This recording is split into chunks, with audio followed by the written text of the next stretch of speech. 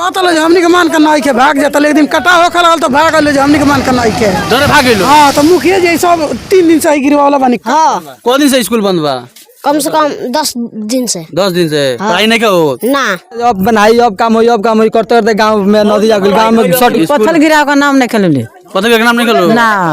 अच्छा पत्थर गिर जाई बजड़ होई आगे आती हो 72 हो गल बात के पूछत नहीं गई चलो तेरे 5 कट्ठा जमीन तरह के दे दे बस जा लोगी कौन नदी में से रहे तबे से इलू हाला कोइले बोले जो बेथी होई के टनी सा के चूक के वजह से आई बताई कितना आदमी के घर जौन बतन की 90 आदमी के घर बटे और 90 आदमी बिना घर के हो जाई तो इसे अधिकारी लोग खुश रही लो ये चाहत लो। विधायक जी के क्यों जरना कर कोई विधायक जी कि फ्लड फाइटिंग के काम बा 15 तारीख तक खत्म हो चुकल बा। ओकरा बाद एंटी इरोजन के काम होई उ जो जनवरी से चालू होई। एकरा पहले अगर पूरा गांव कट जाए तब केहू सुने वाला नहीं है केहू ना आई। अधिकारी लोग के का नाम बा कितना लोग मतलब समझे कि घर लाद के ले जाल दूसरे जगह जेकर घर कट गइल ओकरा के बसाई लोग कहीं जन घर बांधा पर सब बिगाइल बड़ी सन। बिल्कुल इनका जमीन कट गइल घर और कट गइल बड़ी आप लोग पता न तो जी हां बहुत गजन बा। अभी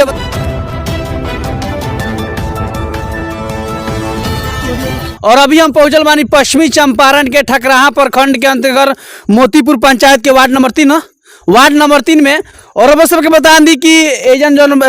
बाढ़ के समस्या बटे वो सब बता दी कि एक पहले 2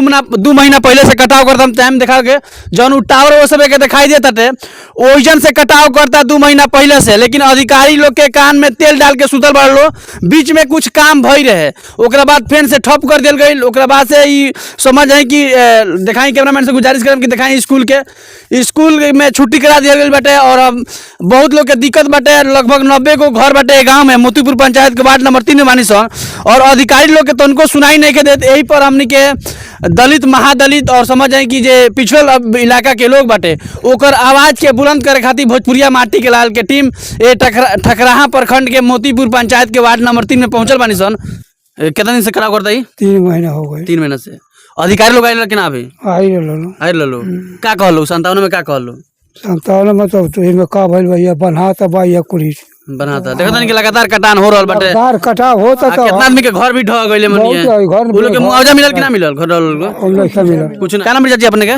मरछिया देवी। हां यही वार्ड नंबर घर पर है वो। हां वो कोनो घर। अच्छा देखा था कि नदी कहां से देख करके हम जाए कैमरा से गुजारिश कर कि वो पुल तर से को महीने से कटान हो रहल बाटे 3 महीना से होता है। 3 महीने से हां अधिकारी रहल कि ना अभी? हां आला लो बाना लो गिर जाला भाग जाला लो कहला लो हमनी के बस का नहीं है। तो आवेला समय खातिर हमनी के दिक्कत बाटे समझे कि 90 घर खातिर दिक्कत बाटे। हां तो 90 घर खातिर दिक्कत बा स्कूल बा बच्चा के छुट्टी भइल बा जे पानी में गिर जाए से यहां से देखता ओइसे नहीं के पढ़ाई होत। बिल्कुल देख सकता नहीं कहीं ना कहीं अधिकारी ठकराहा प्रखंड के अधिकारी लोग चाहता कि आपदा के अवसर बनावल जा और लूटल जा पैसा लूट मचल बार। वो सब बता दी कि गरीब जनता के पैसा के लोग अधिकारी लोग लूटे के चाहता। लेकिन हम रोज सब के चाहें कि ऐसा के अधिकारी लोग हमनी के रलाई के काम करे निसन रलाई करे काम करे रोज सब जितना लोग सब देख रहे वीडियो ये वीडियो के लगातार शेयर करी। कितना काम 1 करोड़ से ऊपर के काम हो चुकल बाटे। में कहीं बुलडोजर वगैरह लगते नहीं कौन बांस काट के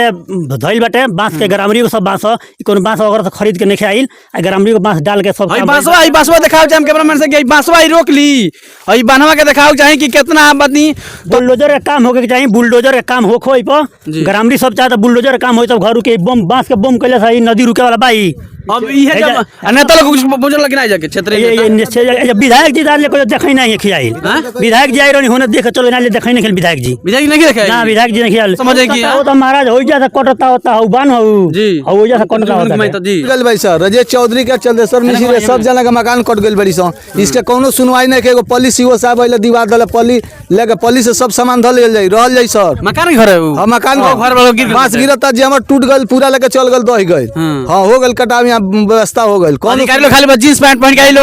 डीलर में देख के चल जाई। हां देख के चल जाइलो कोनो सुनवाई नहीं के स्कॉर्पियो से बोलेरो से गाड़ी बदल के आवता लो आ देख के बस चल गइलो बुझा तो देखो ना हरी का देखो आपदा के अवसर बनाओ चाहता हां अपने अवसर बनाल चाहता काम होती है बस काम हो गइल से बांस बड़ी पड़ गइल डेमर टूट गइल दह गइल। ए जगह विधायक के बानी विधायक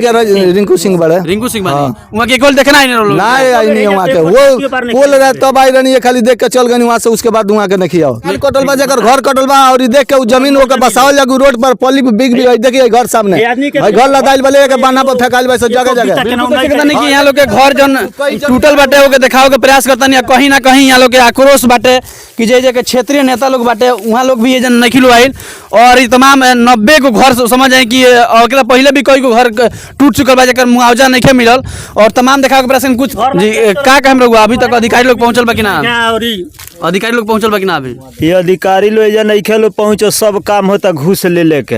एजा कोनो काम तो बढ़िया नहीं खे होती सब लोग के आज ले 10 गो घर कट गइल बा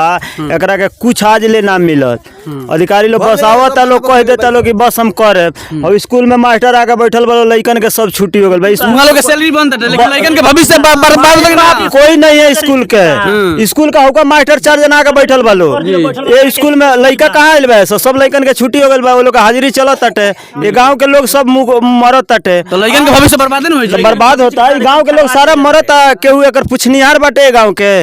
नेता लोग नहीं लगे चुनाव में आला कि हमने के इतना कदम सही कदम सन हाँ तो नेता लोग आवत एक मुखिया जी बस आवत नहीं बाकी केहू नहीं के अधिकारी आवत बाकी क्यों नहीं हमरा यहाँ नहीं खेल अधिकारी मुखिया आवे नहीं हाँ मुखिया आवे नहीं आ जो बांस उस गिरा उरा के गणले बन तो इसे माने के बा ना आ सब कुछ कहता लो जे थी गिरी हो कुछ ना गिरी 2 महीने से ये जल बकटान अभी तक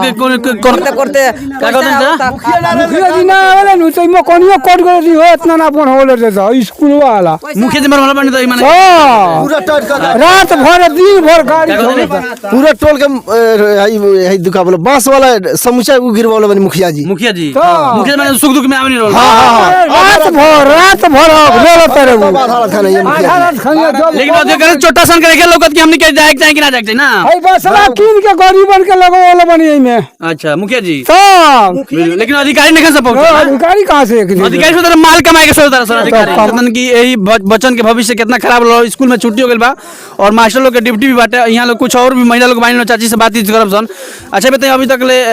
कुछ अधिकारी लोग पहुंचे रहल भाई नहीं बरा नहीं खेले भाई नहीं खेलो भाई खाली मुखिया साहब आवतनिया काम करा के चल जाता नहीं अब मुखिया साहब नाश्ता पानी करे जाइबे करे बेखलत रहे ना तो जाना चल जाता लो अपन अब बताइए अगर बोर्डवा बुलडोजरवा लाग रही बुलडरवा लाग रही तो बच्चन के भविष्य ना खराब होई जी लड़का फैकल लेके अपन उ सुनवाई कोनो नहीं के ना खाली है बांस उस गिरत है उतने में दीवाना बालू अपन तो क्या मांग कर अधिकारी लोग से क्या मांग करे का मान कर हमको जमीन चाहिए और पढ़े जालो हैं टोला कटता 2 गो एगो ई होन से कटता ई टोला कटता के ओकर माई बाप नहीं के के माई बाप नहीं ना खाली चुनाव में आइलो हां रिंग मान बनवा दी लगी हमने के जमीन ना चाहिए रिंग मान बनवा दी लगी जमीन बनावे के बार वही से यूपी में मिला दिया जा ओई में से ठोकर बनाओ तब गांव बची कितना दूर बना देते गांव यूपी में मिला देवे के पड़ी थोड़े दूर पे आधा किलोमीटर दूर बटे यूपी हां ओने से बना तो जाए ले ओई में से पत्थर की रिंग बांध में से तब बची ना तो बचे वाला नहीं खेला सांसद वगैरह की जानकारी भाई बात के सब के जानत ले कि वावेला ना खाली बस वोट खतरा आइलो सांसद के हुए या के पूछम के सांसद का नाम जानता है या सांसद जी के केहू जानते ना होई जो के दोहल के ना दल वोट रख देला ना केहू ना पूछला बिल्कुल देख सकता नहीं कि सब लोग कहता कि आक्रोश कहीं ना कहीं बाटे और एक कटान के हम चाहें कि पूरा अधिकारी लोग से ठकराहा प्रखंड के तमाम अधिकारी लोग से और खास करके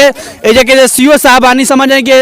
90 को घर बाटे और देख ली 2 गांव लगभग डूबे वाला बाटे हम चाहे जे भी देखा था तमाम दर्शक बंधु से नहीं हो रहा बाकी वीडियो के लगातार रहो सब शेयर करी ताकि यहाँ लोग के मांग बाटे कि ये पर जो रिंग बांध बाटे रिंग बांध बांधल जाओ और एक यूपी में मिलाओ जाओ और ये लगभग कितना किलोमीटर के रेंज में बाटे 2 किलोमीटर का रेंज बा 2 किलोमीटर 2 किलो के ऐसा अधिकारी लोग के ना थीम बाटे ये बताइए दुख दर्द के अंत करे थोड़ी समझे सन लेकिन के नींद ही पड़ा सन लेकिन के रुपया कमाता सन घरे खर्चा होता है अब बाहर में जाओ गरीब है परिवार गरीब सब घर एक बैंक वाला ठेकेदार के खाता में इतना कहां से पैसा आई बाटे अच्छा बैंक वाला कहता कि इतना कहां से पैसा आई बाटे बताइए पुलिस ठेकेदार के हां ठेकेदार के इतना ठेकेदार कमा लाल भाई नदी की वजह से है कि अगर बैंक वाला पूछा था कि कहां से इतना पैसा आई ठेकेदार के लगे कहां से तारा खाता में पैसा कहां से आवेला मिलल बा को पल्ली ई बताई कि पल्ली में पूरा परिवार रह जाई ना हई 4-5 गो घर कट गली से 6 गो अगर केहू सुनवाई ना मुआवजा मिलल मकान है कट गइल बड़ी सन बाटे ये मकई से बन जा ठोकर ओकर यहाँ से वहाँ तरह भर जा जी बिल्कुल कहीं ना कहीं जहाँ से जी। अब देखिए लास्ट में एकदम स्कूल नजदीक आ गए बेटा, कोई कोई देखे नहीं गाँव अब घर उठाया वाला बेटा। वो यहाँ से वहाँ तक कटे वाला फिर बारिश। पीछे से दलल दरिया अभी अबे 4-5 दिन में कट जाता, अगर कोनो सुनवाई नहीं 4-5 दिन से बनी और रउआ पंचायत के वार्ड में ही हाल बा। ये कहे चाहते नहीं आब अधिकारी जब आवे लागल तो 200 मीटर उन्हें नदी रहा और बाबू बोलो तो प्रतिदिन आओ नापत जाओ बोलो जब कटी तो काम होई नापते नापते 200 मीटर से नापते स्कूल में गाँव में आ गई नदी। अब बाद में बोलो लो जो नदी के ने बांध के ने बा गंडक विभाग में बा काम सरकार ना करी। ये बताइए जब सरकार काम ना करी तो 2 करोड़ का ही रोड बनल बा। 2 करोड़ के 2 करोड़ का ही रोड बा। अब बताइए प्राइमरी स्कूल इतना पैसा मीटर लंबा बाटे 1.5 किलोमीटर लंबा है। अब प्राइमरी स्कूल है इतना भारी 20 लाख का पानी टंकी है यहाँ पे 90 घर के बसकित बा। 1100 जनसंख्या बा 3 नंबर वार्ड में 1100 जनसंख्या बा 1100। वही पर लोग ध्यान नहीं क्या देता नहीं सीओ साहब बोलते रहे चाहे गंडक विभाग के बा इंस्पेक्टर साहब जो नापे लागल लो 200 मीटर अलग 100 मीटर से नापते गाँव में नदी ढुका दिया लो। और ओकरा बाद से खाली बांस गिरवा काम गेल बोलो बोरा बांस 1 करोड़ के में काम हो गई बा। गाँव घर कट गए 6 तरला मकान के गिर गए। अब 5 गो घर हजार लोग नदी में गिर गए। ये कहे हम चाहते हैं नदी ये बगल कम से कम सरकार के 5-10 करोड़ के संपत्ति बा ये बगल ठोकर के काम हो।